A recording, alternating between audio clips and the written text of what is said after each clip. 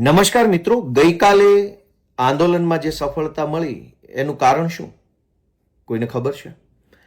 હું મારું મંતવ્ય રજૂ કરવા માંગુ છું કે આપણા દેશના યુવાનોએ જ્યારે આંદોલનની શરૂઆત કરી કોકરોચ જનતા પાર્ટીના માધ્યમથી, અભિજીત દીપકે અને અન્ય સાથી મિત્રો બધાએ ભેગા મળી અને એક નાનકડી એવી સિમ્પલ માંગણી કરી કે આ દર વર્ષે દરેક રાજ્યોમાં અનેક પ્રકારના પેપર લીક થાય છે, હજારો યુવાનોનું ભવિષ્ય બરબાદ થાય છે, માતા પિતાઓ દુઃખી થાય છે, આઘાતમાં આવીને છોકરાઓ આત્મહત્યા કરે છે.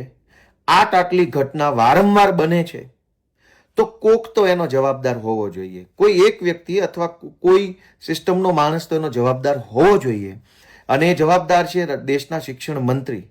એટલે એક સામાન્ય માંગણીથી શરૂઆત કરી આપણા દેશના યુવાનોએ કે રાજીનામું આપી દો. એટલે રાજીનામું આપવાથી જવાબદારી નક્કી થાય કે ભાઈ આ માણસની બેદરકારી હતી અથવા નિષ્કાળજી હતી.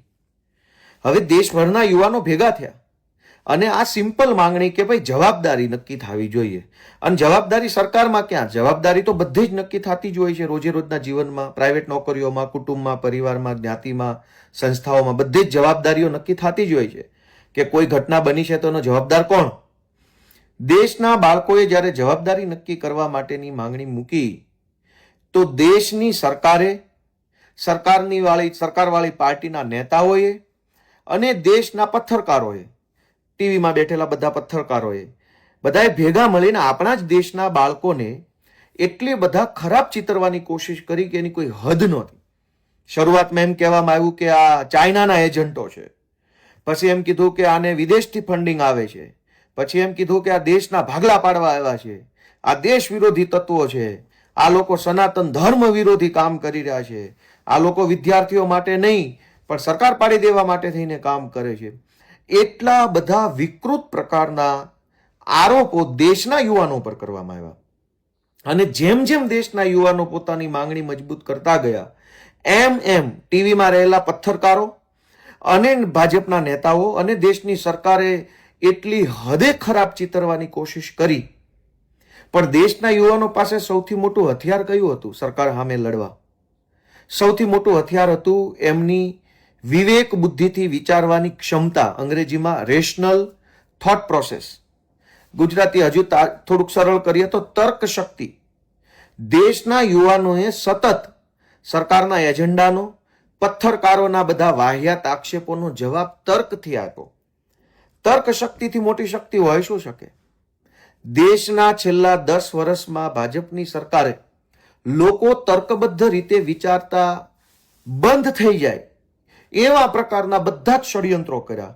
રોજ છાપું ખોલો, ઘટના કોઈ પણ બને, પેપર લીકની, ખૂનની, બળાત્કારની, ડ્રગ્સની, વિરોધ પક્ષની, કોઈ ખેડૂતોની, કશું જ બને, બધાની અંદર ભારત પાકિસ્તાન હિન્દુ મુસલમાન, ભારત પાકિસ્તાન હિન્દુ મુસલમાન. કોઈ તર્ક જ નહીં વાતનો કે તમે જે બોલો છો એને તમે તર્કબદ્ધ રીતે સમજાવી શકશો, જો અને તો સાથે, દલીલો સાથે, આવી કોઈ વાત નહીં.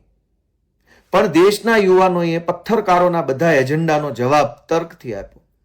અને જ્યાં તર્ક આવે ત્યાં જૂઠ, પ્રપંચ કે ભ્રમ જાજો સમય ટકી ન શકે.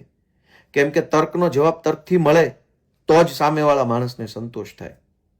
આપણા દેશના યુવાનોએ આ પોતાની માંગણી કેટલી હદે વ્યાજબી છે એ સાબિત કરવા માટે સતત તર્કનો ઉપયોગ કર્યો. શરૂઆતમાં પત્રકારોએ કહેવાતા કુબુદ્ધિજીવીઓ અલગ અલગ રાજ્યોના એમ કહેતા હતા કે શિક્ષણ મંત્રી રાજીનામું આપી દેશે તો એનાથી થોડો કઈ સમસ્યા સોલ્વ થઈ જશે. તો એ વાતનો જવાબ પણ તર્કથી આપ્યો. ત્યારબાદ સરકારે વિદ્યાર્થીઓને છેતરવા માટે એવું કીધું કે અમે ફાસ્ટ ટ્રેક કોર્ટ બનાવશું. તો વિદ્યાર્થીઓએ પાછો એનો જવાબ તર્કથી આપ્યો કે અદાલતો તો આ દેશમાં એમય પહેલાથી ઘણી બધી બનેલી છે, ફાસ્ટ ટ્રેક કોર્ટો, પણ જવાબદારી કોની એ કયો? જો જવાબદારી જ કોઈની ન હોય તો કોર્ટે શું કરી લેશે? ત્યારબાદ સરકાર નવો એજન્ડા લઈને આવી કે અમે કાયદો કડક કરીશું. વળી વિદ્યાર્થીઓએ જવાબ તર્ક અને વિવેક બુદ્ધિથી આપ્યો કે કાયદા તો જે ઘણા બીજા કાયદા કડક છે, પણ તમારી પોલીસ કે તમારી સંસ્થાના ચેરમેનો કે તમારા શિક્ષણ મંત્રીની કોઈ જવાબદારી જ ન હોય તો કડક કાયદો ને ફાસ્ટ ટ્રેક કોર્ટ બંને ભેગા મળીને શું કરી લેશે? ત્યારબાદ સરકારે પાછી નવી લોલીપોપ આપી કે કેન્દ્રના શિક્ષણ સચિવનું બદલી કરી નાખી, શિક્ષણ સચિવની. વળી યુવાનોએ તર્ક અને વિવેક બુદ્ધિથી જવાબ આપ્યો કે એમ નો હાલે. તમે શિક્ષણ મંત્રીને, દેશની સરકારને આપ્યા છે, શિક્ષણ સચિવને નહીં. એટલે નિર્ણયો કોઈ સારા લેવાના છે તો તમે શિક્ષણ મંત્રીની વાહવા કરો છો, અને પેપર લીક થાય તો શિક્ષણ સચિવ? એમ ન હોય. આ તર્કનો જવાબ સરકાર ન આપી શકી.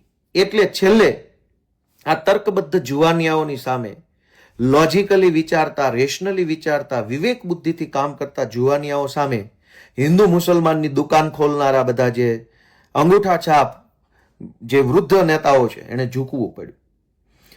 બીજો સંદેશ કે જુવાનિયાઓએ પોતાની અને સોશિયલ મીડિયાની શક્તિ ઉપર વિશ્વાસ રાખ્યો. ટીવીના પત્રકારોએ તો આંદોલનને બદનામ કરવામાં કોઈ હદ બાકી નહોતી રાખી. વિદેશથી પૈસા આવે છે. હવે વિદેશથી શું પૈસા આવે? કેવી રીતે પૈસા આવે? સરકાર ભારતમાં ભાજપની છે. ફોરેનમાંથી એક વિમાન આવે, એક હેલિકોપ્ટર આવે, એક માણસ આવે તો દેશના એરપોર્ટ ઉપર થઈને આવે. કોઈ પણ પ્રકારના પૈસા આવે તો કઈ રોકડા રૂપિયાના થેલા વિદેશમાંથી નથી આવવાના. બેન્કિંગ ટ્રાન્ઝેક્શનથી આવતા હોય કે કોઈ પણ રીતે આવતા હોય. સરકાર જાણી શકે છે કોને ક્યાંથી આવે છે. ટીવીના પત્રકારોએ આપણા જ દેશના બાળકો ઉપર આરોપ લગાવવામાં, એને ગુસ્સે કરવામાં, એને અપમાનિત કરવામાં, એને ખોટા ચિતરવામાં કોઈ લિમિટ બાકી નથી રાખી. કોઈ લિમિટ એવું કોઈ એવી બાકી નથી રાખ્યું કે જેનાથી છોકરાઓને અપમાનિત ન કર્યા હોય. પણ અંતે છોકરાઓની પોતાની શક્તિનો વિજય થયો. છોકરાઓએ ટીવી ઉપર બિલકુલ આધાર ન રાખ્યો.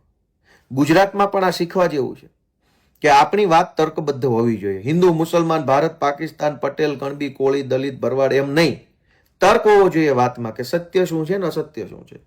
જ્યાં તર્ક હશે ત્યાં આજે નહીં તો કાલે સત્યની જીત થશે. પણ જ્યાં ખાલી માત્ર હંબક વાતો હશે ત્યાં સત્યની જીત નહીં થાય. ટીવી મીડિયાએ આખા આંદોલનને બિલકુલ સપોર્ટ ન આપ્યો, છતાંય આંદોલન જબરજસ્ત સફળ થયું.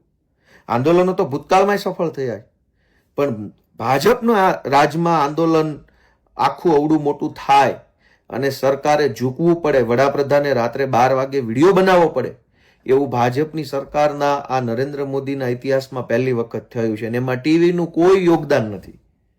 એટલે હવે દરેક વ્યક્તિએ નોંધ લેવી જોઈએ કે આપણી લડાઈ આપણે જાતે લડવાની છે. ટીવી હંમેશા સરકારની તરફેણમાં છે. પત્રકારો હંમેશા સરકારની ભાષા બોલશે કે આ લોકો દેશ વિરોધી છે, આમ છે, તેમ છે. સૌથી મોટી તાકાત છે સોશિયલ મીડિયા. અને એટલે આ સોશિયલ મીડિયાએ દેશને જાગૃત કર્યો, દેશને વિચારતો કર્યો. અલગ અલગ મુદ્દાના અલગ અલગ પહેલુઓ, 360 ડાયમેન્શનલ વ્યૂ જેને આપણે કહેવાય, કે એક જ ઘટનાને અલગ અલગ દ્રષ્ટિકોણથી જોતા શીખવાડ્યું સોશિયલ મીડિયાએ. નહીતર તો શું થાય કે ગોપાલભાઈનો હાથ આમ ઊંચો છે એટલે ટીવીના પત્રકારો બધા ગોપાલભાઈએ મારવા હાથ ઊંચો કર્યો. પણ એ એક બાજુના કેમેરામાંથી એવું જોવો તો એવું લાગે કે મારવા હાથ ઊંચો કર્યો.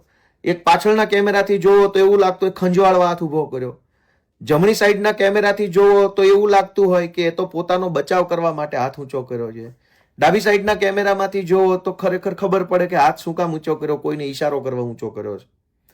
તો એક જ વ્યક્તિએ હાથ ઊંચો કર્યો, એને ચારેય અલગ અલગ દિશાના કેમેરાથી જોવો તો ખબર પડે કે આમાં સાચો કોણ ને ખોટો કોણ. અત્યાર સુધી ભાજપ ક્રોપ કરેલા વિડીયો, ક્રોપ કરેલા ઓડિયો, ક્રોપ કરેલી નાની નાની ક્લિપો બતાવી લોકોને ઉશ્કેરતા હતા. પણ આ જનરેશન ઝેડના જેનજી લોકોએ એક જ ઘટનાના ચારેય બાજુના વિડીયો દેશને બતાવ્યા કે આમાં સાચો કોણ ને ખોટો કોણ.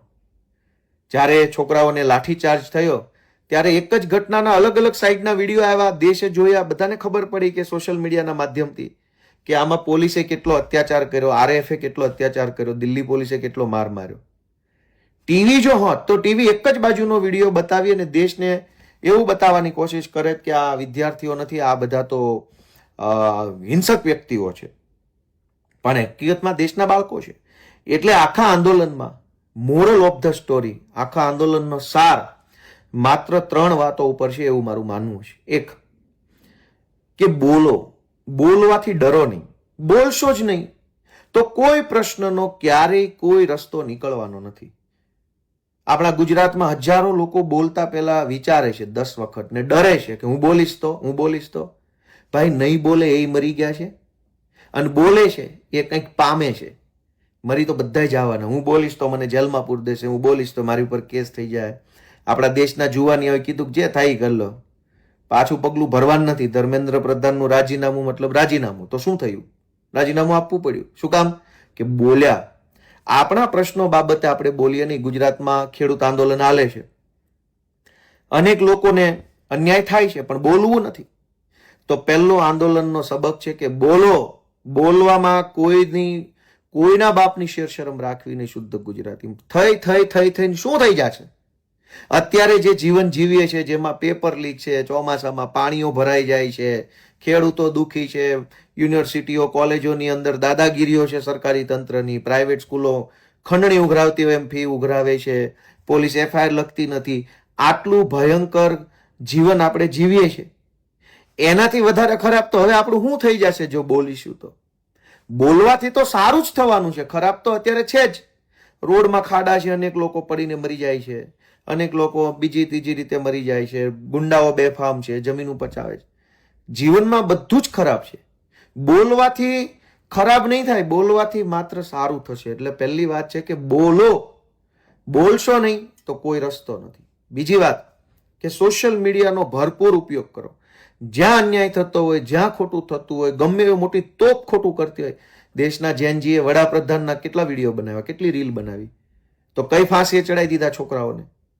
હમણાં સુધી લોકો વડાપ્રધાનનું મીમ બનાવતા પહેલા 100 વખત વિચારતા હતા. જે બધા કહેવાતા મોટા મોટા કુબુદ્ધિજીવીઓ અને મોટા મોટા પથ્થરકારો જે છે, એ તો હંમેશા વિચારતા હતા કે મોદીનું નામ ન લેવાય. જેનજીએ કીધું કે એસી કી તેસી, ભાઈ આ કઈ થોડું કઈ વડાપ્રધાનનો એકનો દેશ છે, દેશ તો બધાનો છે. તમે ખોટા કામ કરશો તો મીમય બનશે ને ગાળોય પડશે ને બધું થશે. તો છોકરાએ કર્યું તો પરિણામ શું આવ્યું? ઝૂકવું પડ્યું. તો સોશિયલ મીડિયાનો ભરપૂર ઉપયોગ કરવો જોઈએ.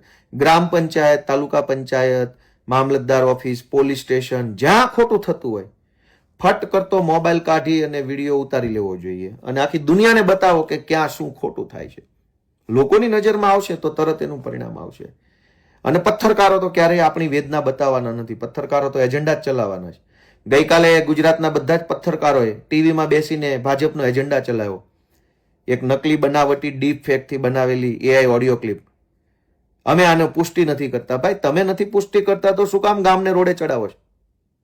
કાલે સવારે અમે તમારો એઆઈ થી વિડીયો બનાવી દઈએ અભદ્ર, તો ચલાવશો પુષ્ટિ કર્યા વગર એમના કે અમે પુષ્ટિ નથી કરતા પણ અમારા એક પથ્થરકાર છે એ આવી રીતે ભાજપ પાસેથી પૈસા લેતા પકડાઈ ગયા.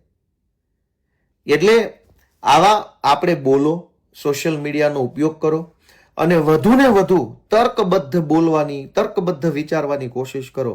જ્યાં તર્ક હશે ત્યાં અન્યાય નહીં હોય. જ્યાં તર્ક હશે ત્યાં તાનાશાહી નહીં થઈ શકે. જ્યાં તર્ક હશે ત્યાં અસત્ય નહીં ચાલે. તર્કનો દુનિયામાં કોઈ તોડ નથી. તર્કબદ્ધ રીતે વિચારો, તર્કબદ્ધ બોલો, હિંમતથી બોલો અને સોશિયલ મીડિયાનો ભરપૂર ઉપયોગ કરી અને જ્યાં કંઈ ખોટું થાય છે ખુલ્લું પાડો. એવી શુભેચ્છા સાથે આપ સૌનો ખૂબ ખૂબ આભાર.